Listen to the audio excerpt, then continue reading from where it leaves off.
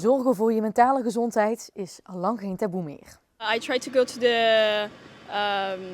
to my therapist as much as possible. Er is steeds meer aandacht voor de mentale gezondheid van jongeren. Want hoe zorg je ervoor dat je niet alleen goed voelt in je lichaam, maar ook hier? Om mijn mentale gezondheid goed te houden ga ik eigenlijk heel veel op reis. Sporten en lezen. Ik fitness, ik snowboard, ik voetbal. Dus ik ben wel redelijk actief. I go to the gym and I take walks. And I also try to meditate and stuff. And that helps me for my mental health.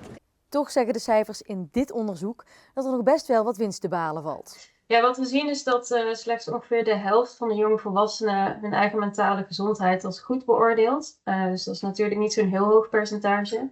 Ook geeft ongeveer 20%, dus 1 op de 5 jongvolwassenen aan, dat zij zich in het dagelijks leven beperkt voelen door psychische klachten. En 1 op de 3 jongvolwassenen ongeveer heeft wel eens nagedacht over suïcide. Dus dat zijn best wel schokkelende cijfers. I'm far from being happy, like the happy that I have in my mind. Of course, I still have to build a lot of mental strength. Ja, wel oké.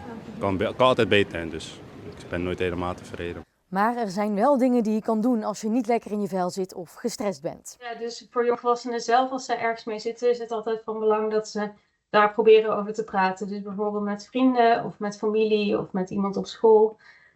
Zodat ze gehoord worden, misschien zich wat minder eenzaam voelen met hun probleem. En dat er dus eventueel hulp en ondersteuning geboden kan worden als dat nodig is.